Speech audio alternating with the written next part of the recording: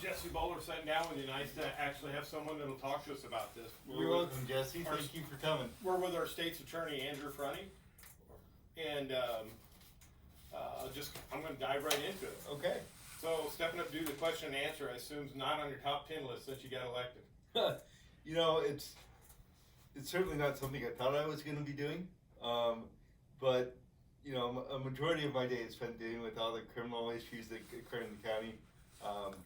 Unfortunately, very little of my day is spent dealing with the civil issues and the other issues that the county board has and the other departments have, but I'm glad that we could sit down and talk about the issues so that we can hopefully answer some questions. So you are considered the legal counsel for the board in the county, right? I am.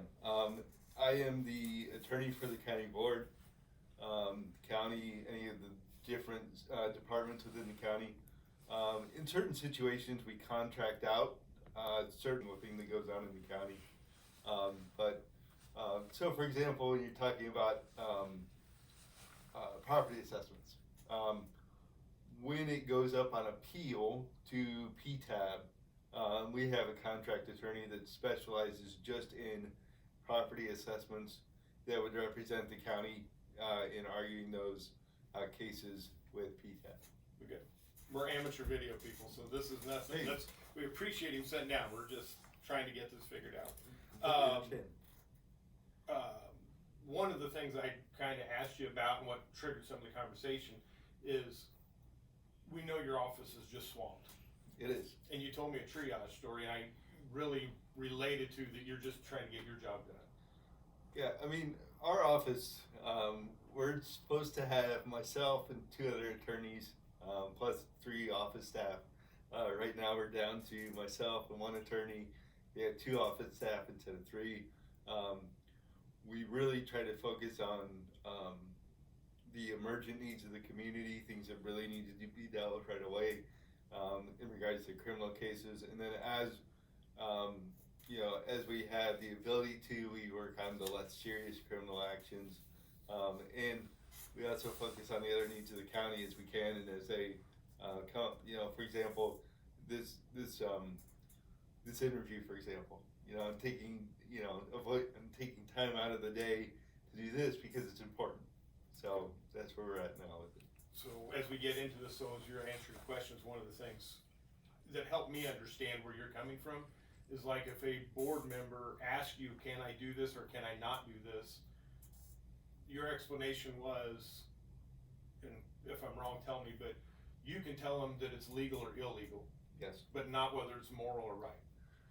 Well, I can tell them, I can give them legal advice. Is something authorized under a statute, or is it authorized under the law, or is it not authorized under the law?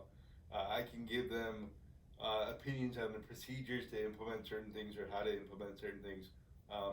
At the end of the day, the county board is the people that are elected by the citizens of Montgomery County to make decisions in regard to county issues, and they can vote to do it however they want, and then we deal with the consequences of their actions. And then they're the one that hired like the supervisor of assessments. That's their choice. So the supervisor of assessments position, as it is right now in Montgomery County, is an appointed position. Okay, we do appointments for county positions often.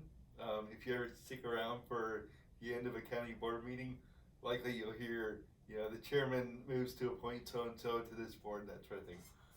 We just did it last month when Sheriff Robbins retired. We appointed Tyson Holzhauser as sheriff. So the county board chairman makes a recommendation as to who should be appointed to a position. That's then voted on by the board members, and if that passes, then that person is appointed into that office. So just like with the sheriff's position last month, they appointed, I guess it'd be 2 months ago now, they appointed Tyson Holzhauser to fill the position of sheriff. He wasn't elected, he was appointed. Yeah. And then he will have to run for election at the appropriate time. Okay. So kind of get into some of our question and answers we got from some people. Sure. Does the assessor have the ability to assess large group of parcels? outside the 4-year reassessment schedule? Sure. So if we kind of dive into the way assessments work, and I'll tell you, I'm kind of looking at it from a legal point of view, and not necessarily, I don't dive into the actual individual assessments of each individual parcel. You have a quadrennial assessment that's every 4 years, and they are supposed to reassess everything every 4 years in regards to that quadrennial assessment. They don't just do nothing the other 3 years. Okay, so during that time, they are looking at properties that are sold, determining if they need reassessed based on the sales. They're looking at properties that may have been misclassified. They're looking at properties that have changed ownership. They may get information that somebody's building on a property. Neighbors like to tattle on each other. So a neighbor may call the assessor's office and say, hey, the guy 2 houses down from me is adding on to his house. Did you know about that? Or they may just be driving around doing their normal duties and learn that something's changed in their property, and they will do a reassessment based on those changes. Okay. If I get your sheet you gave me, we had a lot of questions that were really just from the people that Sure. were out there. Like a tract of land with just a home on it, it just gets, how do you explain that assessment versus? Sure. So I think it's important to note that you have to start with the understanding that all property in the state of Illinois is supposed to be assessed at 33 1/3%. That's a standard assessment for any kind of property. Then you look at the property and the nature of the property and see if there's any special assessment that you can impose to lower your assessment. So for example, you own a home and you file proof that you live there, you get your homestead exemption. If you own a large piece of property that's you're using for farming, then you get your farm assessment rate, those type of things. So we start with the assumption that everything is assessed at 33 1/3, and then from that standpoint, then the homeowner, the property owner, the homeowner provides information to the assessor to show that they should have a more preferred assessment rate. So in that situation, if you have a piece of property, you have a home on it, other than really turning in your homeowner's exemption, you're probably assessed at a 33 1/3 rate, because that's what the assessment is for that type of property. So the statute shows, and I think we shared that with you, some of the statute stuff where it said there had to be a farmland assessment committee, which we had one in 21, 22, 23, we found meeting minutes for. Yeah. We don't see nothing now. Yeah, and that was brought to my attention based on the questions that you gave me. Mm-hmm. I honestly don't have an answer for that one right this second. I'm looking in to see if maybe, I don't know the answer. There may have been one and we just don't have the meeting minutes, or there wasn't one and then I'll have questions as to why that wasn't done.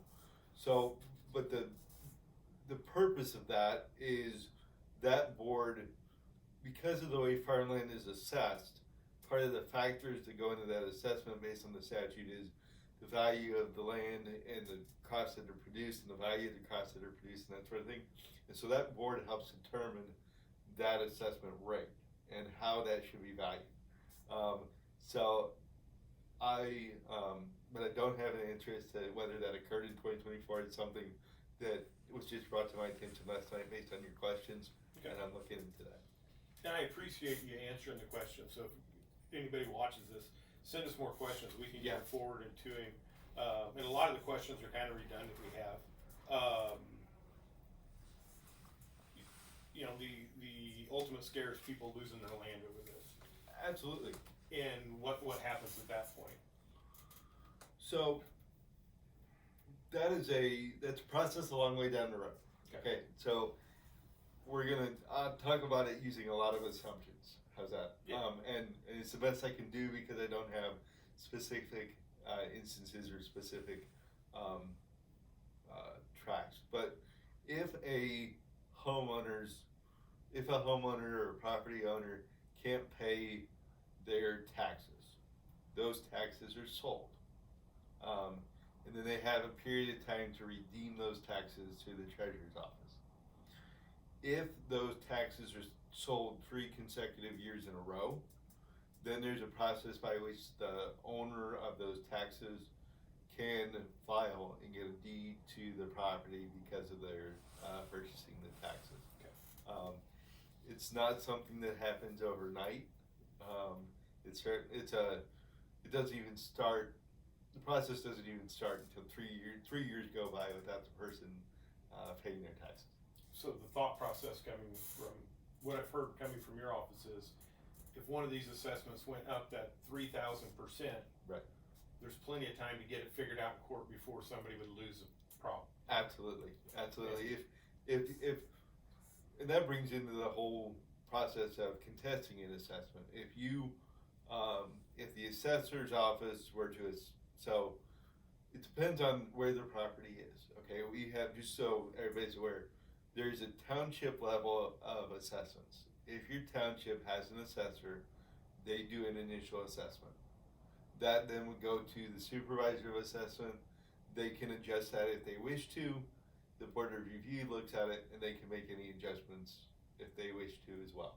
That's why sometimes when you get your tax bill, you'll see 2 to 3 levels of differing assessments and what they came out at.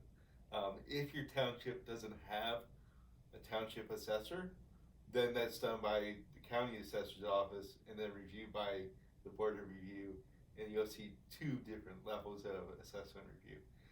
If you don't agree with those assessments, then you have the ability to bring your case to the Board of Review, and if the Board of Review doesn't agree with you, you can appeal that to the PTAB, which is the Property Tax Appeal Board.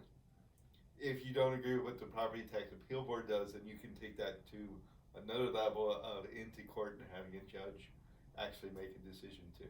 So one of the frustrations we have as a community is if one of us hadn't randomly found out about this, because the assessor's not sent out notices to anybody yet. Is she? So it's not it's not. I'm going to talk about what the process is. It's not part of the process normally to send out a notice that your taxes are going up until that assessment has actually been determined to change, and then you're notified of the change of the assessment. And then once you get that assessment, then you can go through that process of the appeals.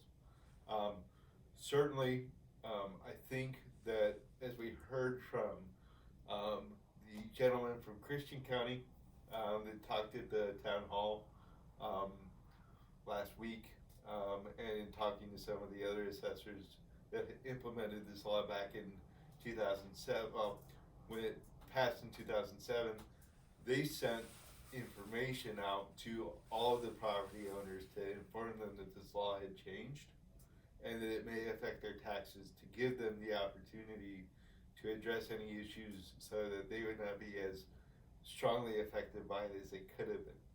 It's certainly not something required by statute, not something required by the process, the legal process. It's certainly something that should be considered in a case like this where it could affect multiple people and could affect people the way it is. Certainly, as you're aware, and if you posted on Facebook, the county board's known about this for several months. The assessor's office and my office has known about it for several months. And certainly I think that's where some of the frustration is with the residents is there was no education ahead of time to let them know that this is something that did occur and it could occur and could affect them in the future. And we had went through some parcels and looked at them and noticed that a lot of the ground is not subject to this, and maybe, I don't want to say the assessor needs to be informed that it's not subject to it. But with the official definition of what, and I do know you have something popping up. So, Sorry, yep. If you got to jump to that, let us know. Yep, We can split. sure. The official definition of woodland acres, taking into consideration. Did you get into that, or? So there is that statute that specifically talks about with the acreage, okay? And I understand why people are focusing on it. Does that make sense? Because it has and that's in the concept of the transition and the change and all that sort of stuff. And I understand why people are focusing on that. But we need to go back to the initial understanding of how land is assessed. And so that statute doesn't create really a type of assessment, okay? So for example, it doesn't create an exception to the 33 1/3 rule, okay? So I know that when people Google woodland assessment, that's a statute that comes up and everybody looks at it and they say, oh, this is the definition of woodland. What I'm hoping that people can understand through education is we're not classifying something as woodland. I know that's the term that's been thrown around. What we're doing is saying the property is assumed to be 33 1/3%. There has to be an exception underneath the statute to reduce it down from that 33 1/3%. And your education of me is what we're drawing me to have this conversation is a lot of people don't get that you gotta find the exceptions. Right, and just like with your homestead exception, unfortunately, the way the law is written is it's on the property owner to bring that information to the assessor's office and share it with them. If I don't walk into my assessor's office and show proof that I live at my house with a driver's license and a bill and whatever they require, they don't automatically put that homestead exemption on my property and give me that $6,000 credit. So it's just like with and it's with, farmland. They if it hasn't been shown that it meets one of these exceptions, farmland or one of the other ones, or is in a CRP program or is in another program, the assessor doesn't know about it, and they always start with that 33 1/3 assumption. So I'm gonna give you because people are frustrated having used a government program. I'm the same one, I don't want to. Right. I've been blessed that all of my ground has been purchased prior to the 07, but if I buy more. Yep. We had found that farming operation includes forestry. Does. And it would be in the discretion of an assessor to say that if you're growing trees and they're not able to be harvested for 15 years, yep, you don't have to be in a government program to get that exception and call it agriculture and forestry. If you had, let's say, a logger say, you need 10 more years to grow it. Certainly, that is something that you could provide the assessor. And like I said, there is a checks and balances process. If the assessor disagrees with you on whether or not it meets that definition, then you have the ability to appeal her decision through the review board and then through PTAB. I think that that's the process of how we keep a check on the assessor, and that's the process through which those kinds of things are reviewed. Just like if you were to bring in stuff showing that you had 40 acres of what we'll call wooded timber. Things are ready in court Okay. today, so. Okay, hold on. All right, we're back at it. You've got an operating office, so we gotta work around that. I appreciate it. Not a problem. Sorry for the delay. So, what happens if the county decides not to implement this and just leave it alone? They haven't done anything in 17 years.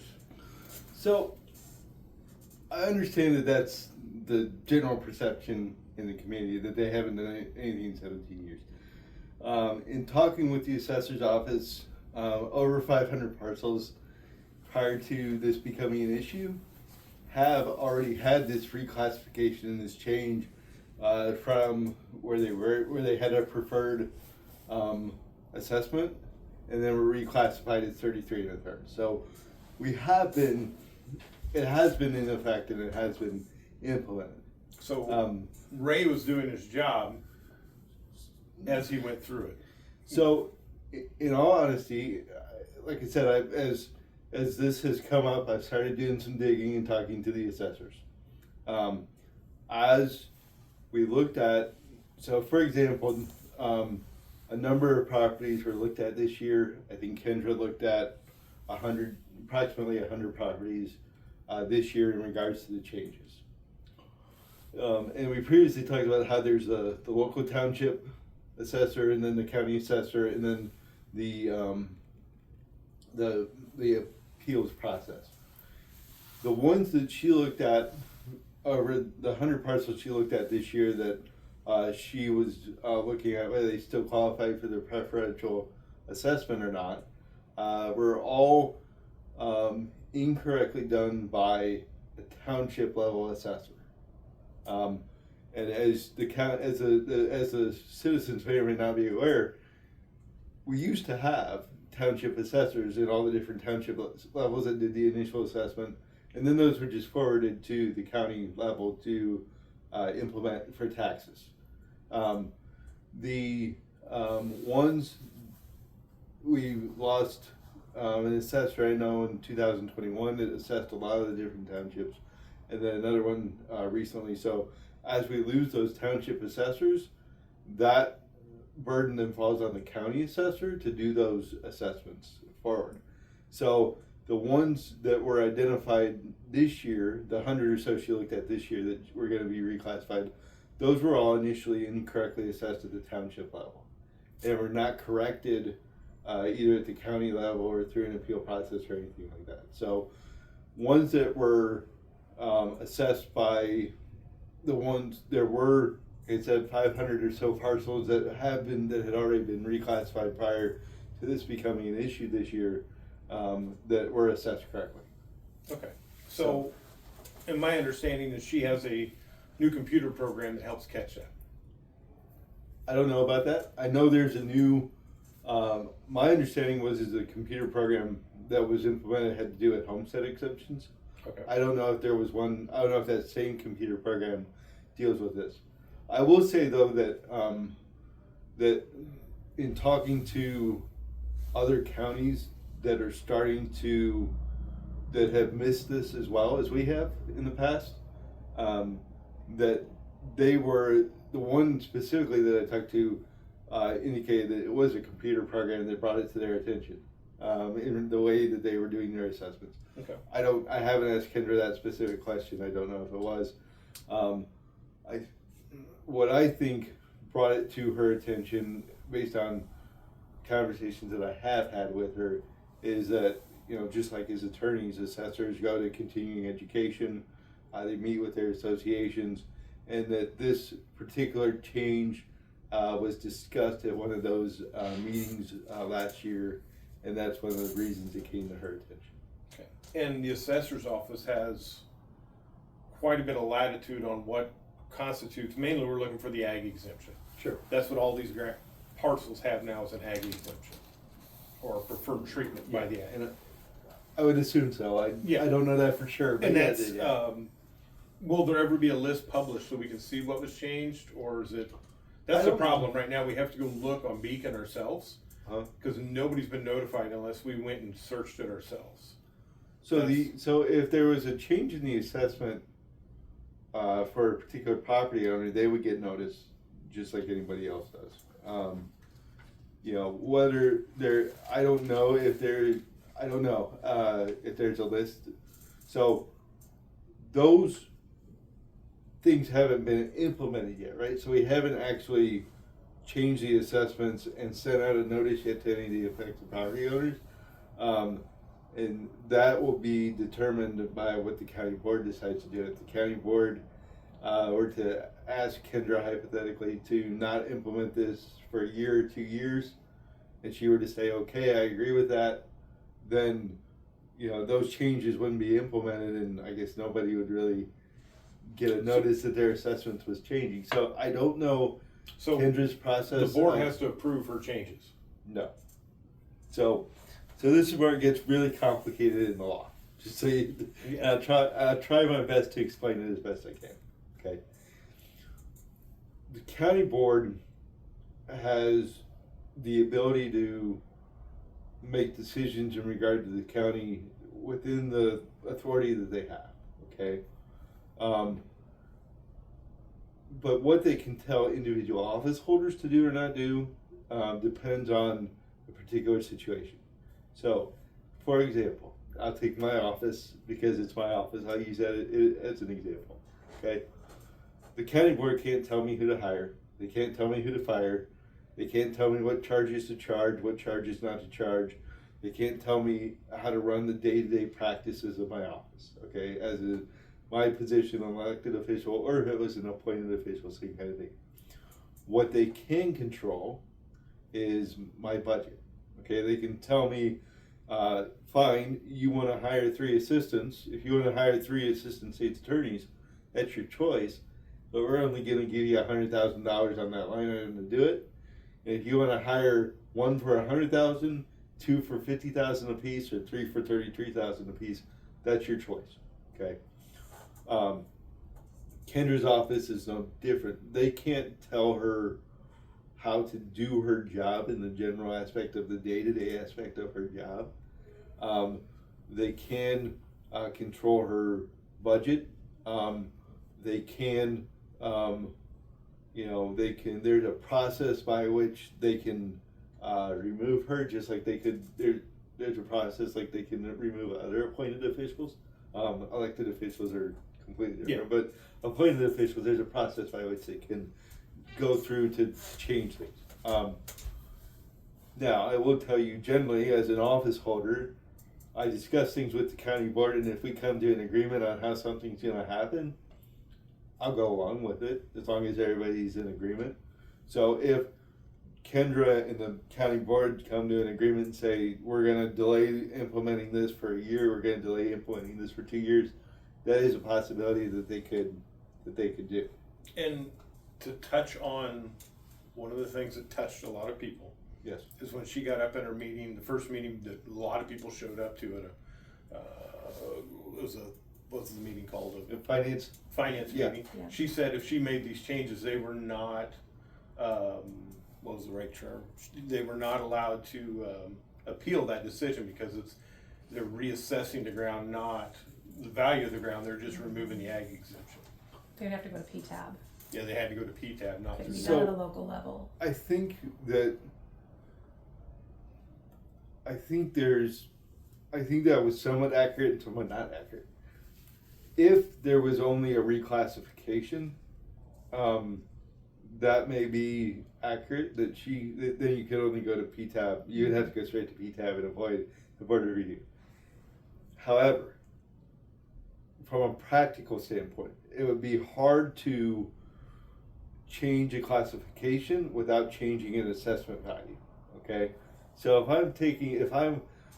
I'm looking at a piece of property and I have it classified as farm, okay, and I'm basing the value of that property based on farmland, okay, and I've now changed it to a non-preferred assessment, that would, I think, also change how you value the assessment. Mm-hmm.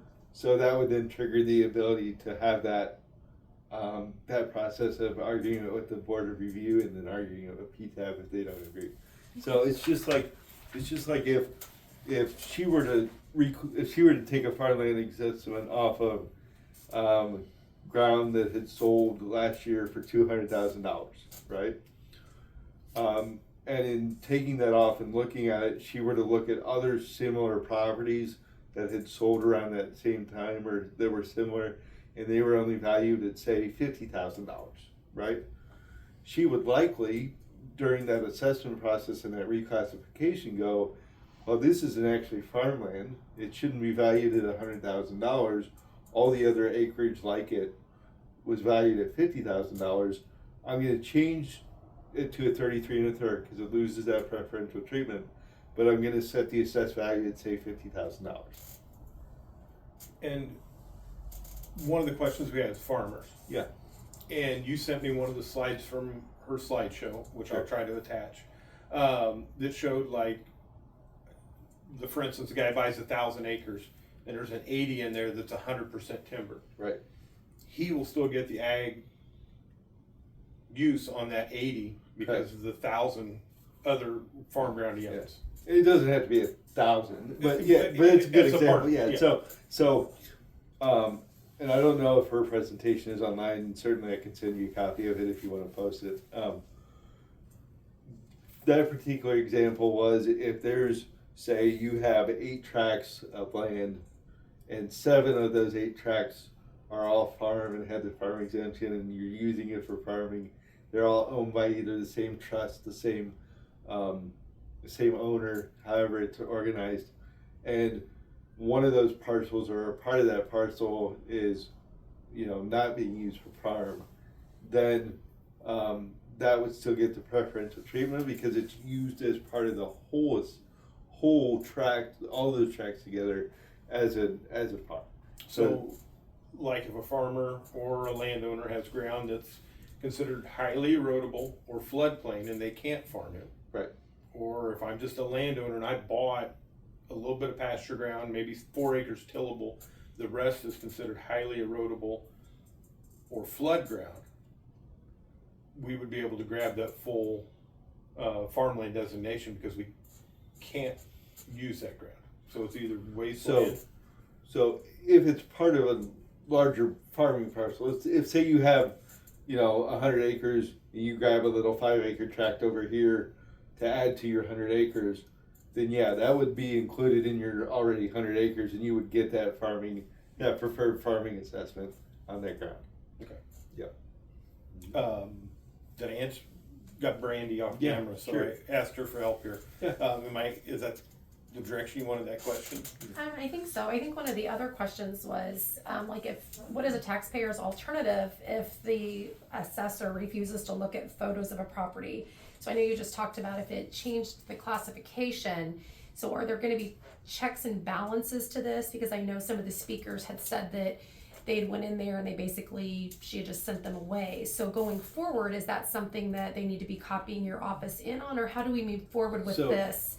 I know you don't need to be inundated with this stuff, but. So it's just like any other process at the assessor's office. Okay. If I submit, and I'll take the homestead exemption just because I think everybody can relate to it. If I go in there and I say, this is where I live, here's the proof that shows I live there, and they say, no, we're not gonna give you that exemption, then you can appeal that process through the Board of Appeals and through PTAB. So Okay. if you take in if you're trying to get an exemption or lower go to a different assessment or get a preferred assessment, Okay. and they don't agree with you, you still have that checks and balances system to go The forward. person that had that question rents their timber tract as a farm pasture. Sure. And there's cattle running on it, and the property's 85% fenced. It's not 100% because nobody wants to cross Show Creek or one of the bigger creeks, so they fence around that. And they were showing pictures of the fence and the cattle on their ground, and the assessor didn't want to use it. Our next step's an appeal then. It would be if you didn't get, if we're talking, in this situation, it sounds like what we're talking about is somebody that already has a preferred assessment and is concerned that they're gonna lose it. Yeah, they had found online that they were losing it, not been notified yet. Okay, so when they get their new assessment in the mail, that'll have the process, it always includes how you appeal that. You would have to follow, it's somewhat technical, there's due dates by which you have to contest these, there's dates by which you have to contest it, and who you have to notify, but if you follow that process, you get your notification in that you're contesting this assessment, then you can go through the process of appealing it through the Board of Review and through PTAB and then on down the road if you so wish to. But you can see where the people are frustrated when they try to get in front of it. And you can't yet, I guess, is the problem. So I think you can get in front of it, and I think one of the things that we're working on is, both at the assessor's office, at my office, and at the county board level, I think we're constantly trying to work on how we interact with the public. We're not perfect all the time. And I think in this situation, there's certainly been some heated, there's been a lot of emotions involved in it. And that's where you're saying, hypothetically, Yeah. what I'm hearing is if they took the foot off the gas and let everybody know next year, not this year. A year from now, this is gonna happen, can we get your documentation? We could really minimize the effect of it. I think so, and that's what a lot of the other counties suggested, is that that's how they did it, and that helped alleviate a lot of the concerns that the citizens had. That would And- be, in my mind, that'd be a really big win for the community and me and the board Yeah, and, heard. and like I said, all I can do is provide the board with legal alternatives, and if the board and Kendra decided that they wanted to hold off on implementing it a year or 2 years to get people the opportunity to provide the documentation that they need to, or to have a law change at the state level or that sort of thing, that's something they can certainly decide to do. Okay. And we'll just deal with the consequences of it. Perfect. So where do we go from here? So I think where we go from here is we're gonna have to let the county board decide, what they think is the best way to handle it. And do that in conjunction with Kendra's office. I understand the frustration with the meeting on Wednesday, and I think a lot of people went into that meeting thinking they were going to get an answer of how it was going to be solved and how it was going to be how we were going to handle the issue. And I really think that there was some part of a plan put together by some of the county board members on how they might respond to it and how they might solve the issue. But as we heard a lot of the comments and a lot of the concerns of the community, that idea kind of fell apart with what they thought how they thought they were going to solve the problem. And they didn't have an answer, to give the community that night on how we can fix it and how we can take into consideration all of the things that we were told. I'll be honest with you, the amount of information and the amount of things that we heard that night, just even as an attorney sitting there, is a lot of information. And if they had asked me right then, how do you think we should fix this? My answer would have been, I can't tell you right this second. We need to sit down, really digest what everybody told us and everybody's concerns, because I feel like if we'd have just blurted something out that night, it wouldn't have addressed everybody's concerns. Do I think we did a good job of communicating that to the public that night? I think we can always do better. I think we can always learn from the way that we've interacted with the public and interacted with constituents and say, we can do a better job the next time.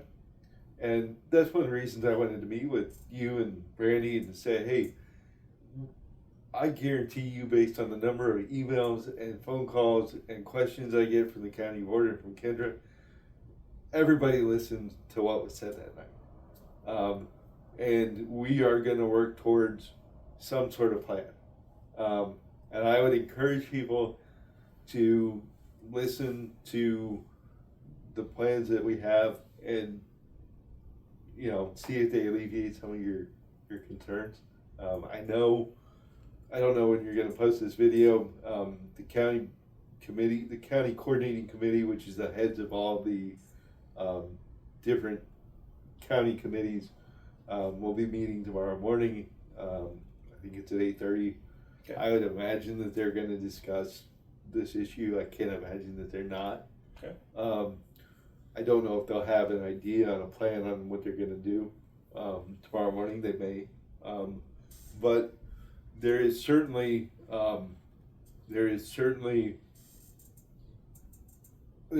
concern, and I will say that I did, and I think everybody else heard the concerns of the members of the community, and sometimes. And I don't know, sometimes you just get so overwhelmed with information, you don't really know how to respond. So hopefully this is a start, and hopefully the county board can have a start on working to repair at least some of those issues that came up after the way that meeting ended. Well, I know this went really long, but I wanted to go through a lot of the questions people had, and a lot of the notes. Brandy, do you have anything else? I think just one thing was, I know there's a couple things in here that we didn't get to touch on. And I don't know if that's something that, and I had emailed you over all of this, if maybe you could look, like a couple things were about, if there was high lines running through properties and pipelines, I know several residents So- have that. If that's something, like if they're taxed the same way, if it goes through their woodlands, So, I think all of that goes into the assessment of the Okay. value of the land. and then Okay. how is that actually done? So I know that's done at 33.33%, like based on market value, based on sales, and that goes into sales ratios and all of that, looking at your market value. So is that something that would still fall into that? They're gonna take off for that area that is affected by the power lines and affected by the pipeline? Or do you know how I that, don't, and if you don't know, I that's don't know fine. exactly. Okay. In looking at just in general aspect, Okay, the nature of the property and no, we try to be consistent among properties that are similar. okay, But we also try to, but it's also an individualized approach too, in that we look at a property and is there anything unique about this property Mhm. that would affect the value of it, the assessed value of it. So if you have, power lines running through your property or a pipeline running through your property, how does that affect the value of it? That comes into that assessed value and not necessarily the tax rate, if that makes sense. okay, So, frequently, and you as a realtor probably see this, is frequently, it's not so, most of the appeals at a property tax level are not really about the rate that's used, it's about the valuation of the property. mm-hmm, And that's where the arguments are, is this, is this house sold for $150,000, is that a fair value of it? Should it be assessed at 200,000? Should it be assessed at 100,000? We look at all of that in determining what the assessed value is. And if somebody disagrees with it, they go out and they get an appraisal, and then they use that appraisal to contest the valuation that the assessor puts on it, and that sort of Okay. thing. So I think it would be that same process. okay, There was one, and I'm just gonna hit on this briefly because I know I've certainly seen it on Facebook, and I've certainly seen it on, I think I saw it in one of these things, is the assessor's position is currently appointed. mm-hmm, It's appointed by the chairman makes the motion to appoint, and then the county board approves it. There are two ways that you can have that position filled. One is through the appointment process, and one is through an election process. And it's up to each individual county on how they decide to fill that position.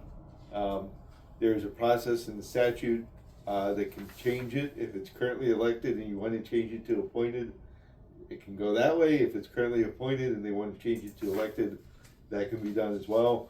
It can be done by ordinance at the county board level. It can be done by a petition of the citizens asking it to be placed on the ballot.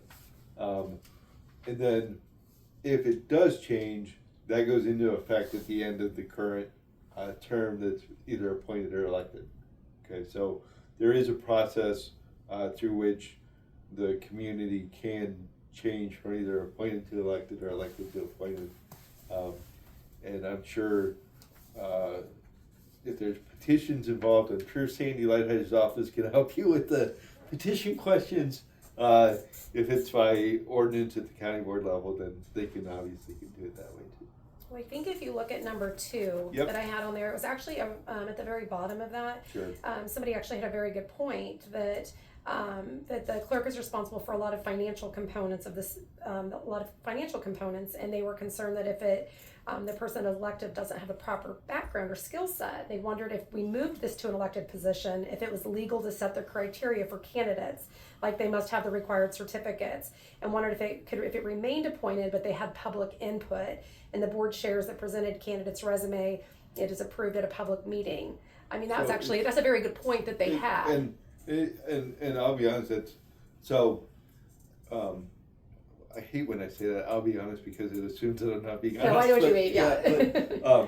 So, in regards to, there is criteria that's set by statute. Okay. Just like in order to run for state's attorney, you have to be a licensed Illinois attorney. It's one of the criteria. If you don't have it, you're not a valid candidate. So there's a list of criteria in the statute that says the assessor must have Okay. various certificates, work experience, that sort of thing. That qualification, those qualifications are whether it's elected or appointed. If it's appointed, that's done at a public meeting. So it's not like it's done, you know, behind closed doors. Kendra was appointed at a county board meeting, you know, as a fully open meeting. People could have commented, or, you know, if they wanted to. And in fact, usually when we hire people for, you know, the highway department, you know, when we hire these top appointed positions, usually goes through personnel too. So there's a personnel meeting, committee meeting, and then it goes to the full board. They can ask questions, the public can ask questions, and that's what would have happened in this case. And just like if somebody were to file to run for election, when they file for, if it changes to an elected position, if somebody were to file for the position, when they file, they'll have to provide evidence of their qualifications, so that, you know, we make sure they meet the statutory requirements.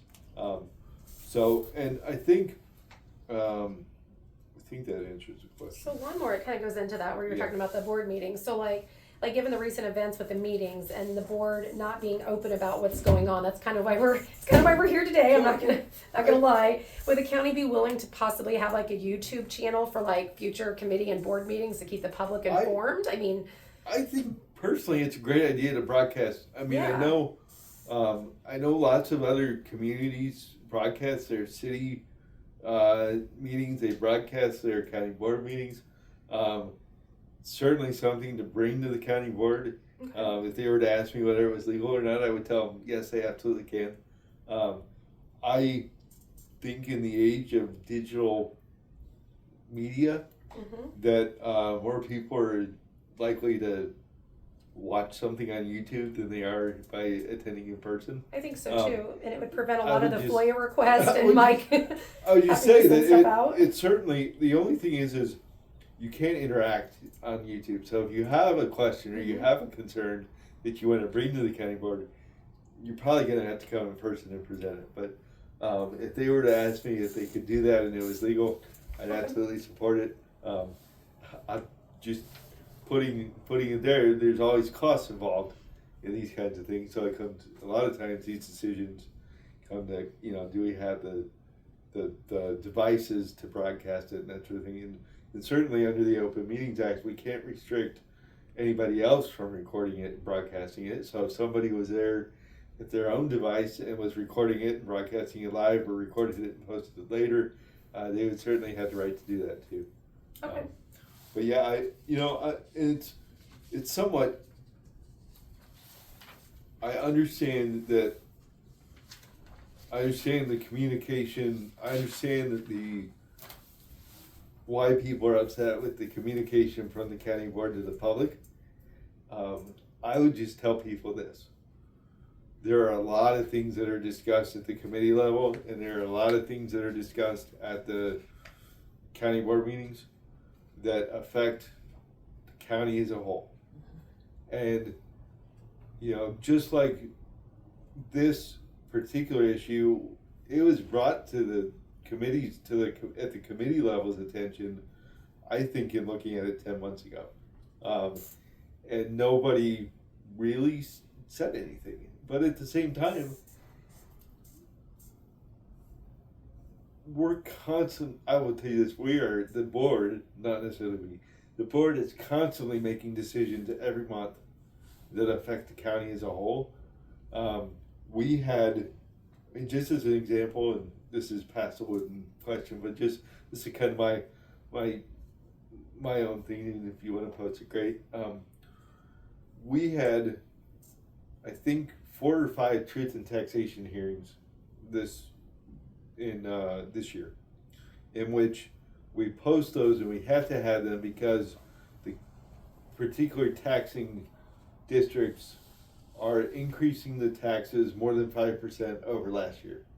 We had one in Raymond, we had one in Nokomis, we had one in Hillsborough. In Hillsborough, we had Hillsborough ambulance, we had the VAC, and the 708, the mental health board. Nobody attended the hearing in Raymond except for the taxing district body and members of the county board.